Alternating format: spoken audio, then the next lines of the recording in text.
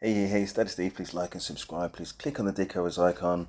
Deck Heroes icon. Click on subscribe. 100% free. Well, apart from Blood in, Blood out. Anyway, we're going to see what Monsieur Shira and Lineker and Mika Richards, who are some of my heroes of football, and say they are the boffins who have forgotten more about football than I'll ever know. But it's interesting to know their perspective and how it may well differ to other pundits, not maybe of the same legendary stature, but you know what I mean. Whether how differences, opinions differ. Here we go. Well, he's not a left midfielder. No, is he? he's not. No. And so I sort of understood his frustrations. Why do you think it was odd that he drifted away from that the box that had been successful and suddenly went, oh, I'm too worried about the left hand side, so I want Bellingham to track back. I was really surprised that he went back to the 4, because our best 45 minutes of football of the whole of the tournament was against the Netherlands in the first half, with playing 3 at the back, 2 wing backs. Correct. Albeit Trippier was on one side and didn't get the ball into the boxes, perhaps.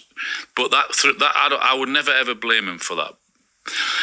So when he brought Shaw back in, which we all thought that he would do, just because what we've been seeing all tournament is a lack of balance down the left-hand side. So when the opportunity arose that he's played 45 and he's obviously fit to start a game, I thought, yeah, he'll put him back in. Listen, excuse me, sorry about that. He mentioned for the back. I watched another review with Paul Merson, who I think said he's been managing for very limited, obviously amazing, legendary player, but a limited management experience, and he was talking about having 4 back, otherwise we would get destroyed. And I was listening to him and I thought, I can see the logic of it, because obviously they've got these amazing wingers and you got Morata up front, and it's just about making sure you got the cover and then worrying about everything else in front of that defensive line. Obviously that's not quite the way it panned out, and Lineker, Shearer didn't kind of go into the reasons why. He kind of did, but kind of didn't blame at the same time Southgate for going forward at the back, but and he didn't really flesh it out. But anyway, I was just going with a bit of context about what Merson was saying. But Merson, you were wrong. But I thought he would have just gone like for that system again. I was shocked he didn't do it. I mean, I couldn't get my head round it. It just seemed he went back to a system that just did not work. No. Because it's clear that Bellingham and Foden don't want to play left on that. And this time he shifted Bellingham on there, and then they ended up being basically playing that final third. To be honest, I think whatever formation would have played against Spain, they would have battered us. Really? I'm being totally honest. I think they can adapt to any situation. The way they keep the ball in the first. Sorry to keep stopping it, but he makes a good fundamental point. They didn't batter us Sunday, let alone we didn't get battered. Basically, you know what I mean. I know you can go about possession stats and things like that, but we lost by 1 goal in the last 7 minutes, and if we couldn't go to dreamland now, and they deserve to win, and they're with a better team. But we get to the end. Somehow we get to the end of extra time, and penalties are 50-50. But having said that, though, I do agree with Mika in as much as if we played 10 times like that, do we win 1 out of 10? With 30% possession, 1 out of 10, maybe 1 out of 10, because everybody has a bad day. But I don't think we win in 3.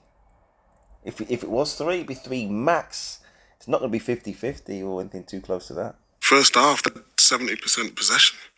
What are you supposed to do with that? They keep the ball. Well, I'm not surprised they had it, because to stop Spain, you're going to need energy and you're going to need press yourself. But we still have players on the pitch who can keep the ball, though. But what I'm saying, we just stood off them and watched them, and I admired them and thinking, too much respect. I was like thinking, fucking hell. All right, they're a very good team with some very good players who all know the system.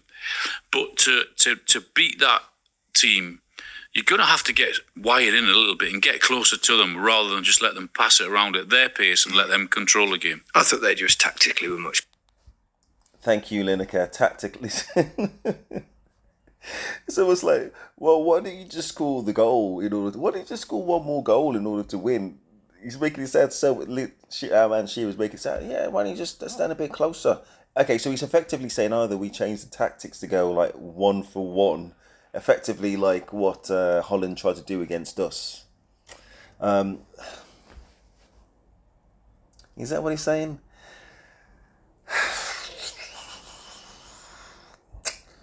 Yeah. Anyway, we lost, so I guess anything else might have given us a chance in Dream World, in What If Land. But anyway, let's see what Lineker's got to say. Better. That's what I felt all through the game, and you have to say what you think. If you go individual right around the team, you go, how many players would you put in realistically in their normal form and the way they play for clubs? And I think we basically had players that play in a certain way for their football clubs, and they're then being asked to play in a completely different way. 100%. Or it seems to me, if they're not, then they've underperformed and they've not been able to stand up to the occasion. But I think the players have to take some responsibility for that too. Of course, but take for example Cucurella. He's had a really tough time at Chelsea, and he's come here and people are going, "Ooh, Cucurella." This, some people are doubting him. But he was like a machine in this team. He was good at Brighton, though. Exactly, that's my point. In a system. If you're comfortable in a certain system and playing a certain way, and then you ask to play in a different way, like perhaps he's been at Chelsea because the club's a bit of a mess, then suddenly you're uncomfortable. You don't feel like I don't understand what my job is. And then I think England suddenly found a little way of playing with the box in midfield, and it was better. Much better. And then to go back to a system that didn't work was odd, really odd. And it may not have made any difference anyway, but it might have done. We'll never know. In our starting lineup today, we had, apparently we've been told, we had the best player in England, the best player in Spain. Well, they're facts, aren't they? Facts. Right, okay, then add John Stones to that, then add Bukayo Saka to that. I would say John Stones had a really good tournament. No, what I'm saying is, with the talent, when you say we've got the best player in Germany, Spain and England, add John Stones, add Bukayo Saka, add the goalkeeper who's had a good tournament. Yep. Again. Wow. 2 great saves in the final, particularly one. Gay's been the best, though. Gay's good, yeah. So out of all the players in the good, tournament, he's been the most consistent. We missed him for a game. Konza come in. We've been a moments team. We haven't been a good team. We've been a moments team who found that right moment at the particular time and the togetherness and all of that. But we haven't played well for long enough. True. Should we talk about the broadcast? I think we should. The manager. You guys have done a lot of tournaments now. How times I've had to. How do you gauge the mood, though? How do you get the balance right? You know what the mood is after that game. So how do you? We've got 45 minutes. It's the worst part of broadcasting night you ever do. Our editor, Rich, got us 45 minutes at the end. 45 minutes. He's over there. 45 minutes. 45 minutes we had.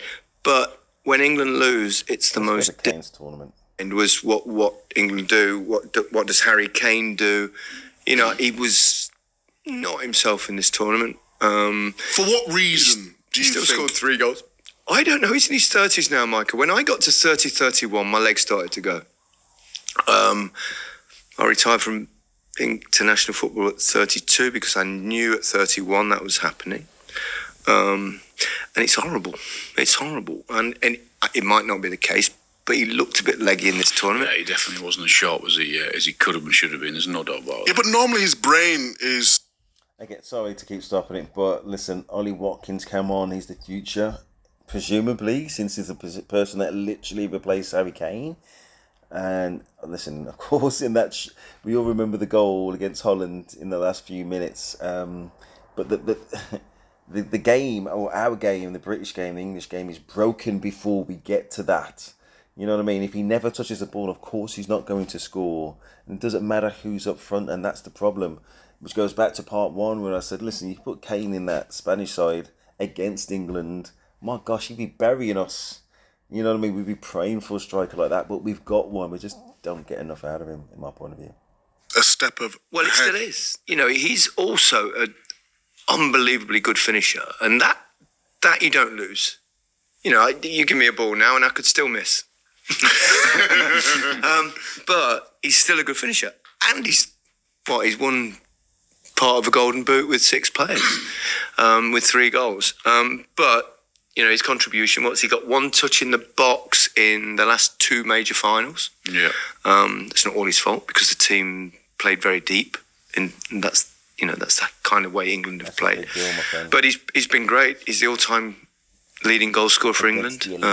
He would have beaten Alan Shearer's record quite comfortably if he'd have stayed in the Premier League. He might come back.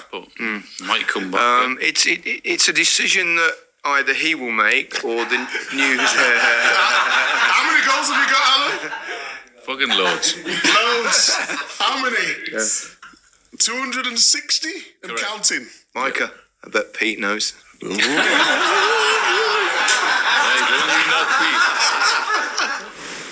On a serious point, I mean, he's been laboured in this tournament. He's struggled a little bit. He's not managed to get behind defenders at all. Now, I know it's never really been his game to run behind, but you've seen it to a degree in his career.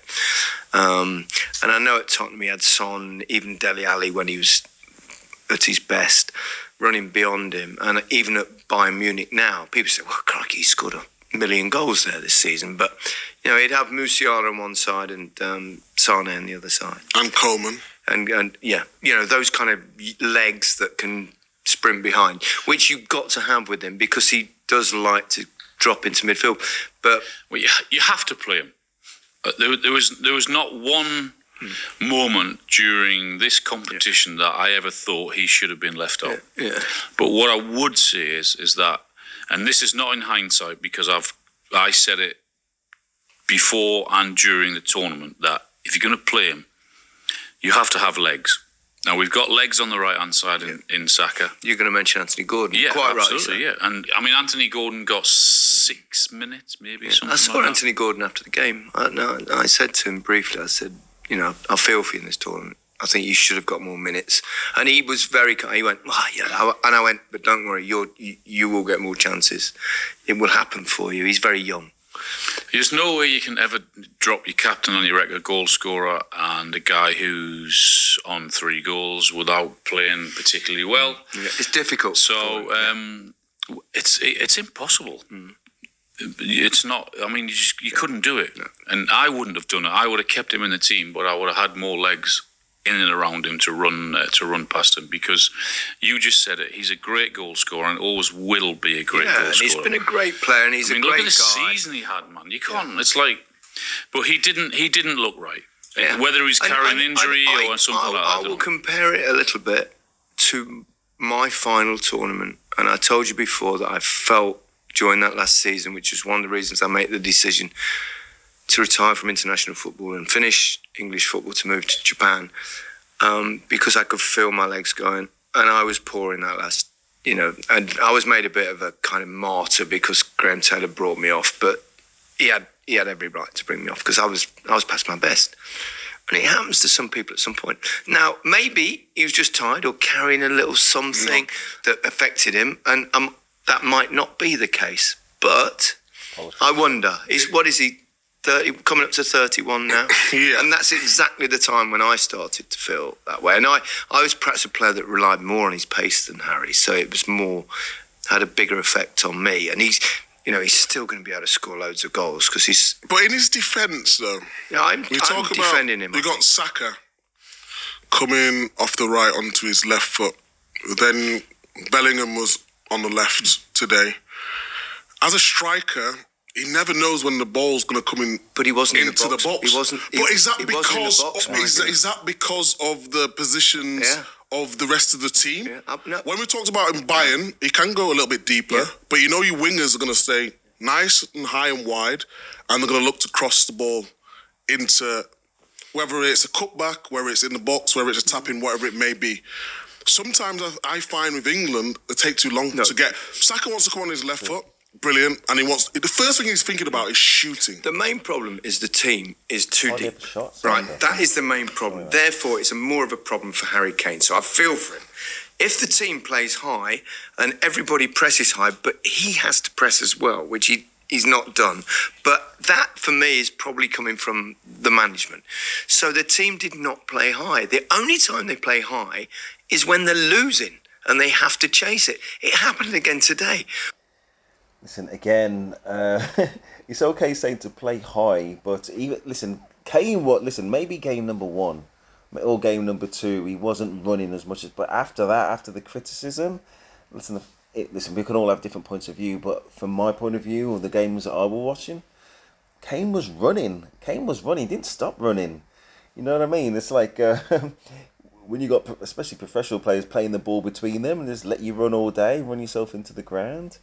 But he was stuck with it, and they got the trigger.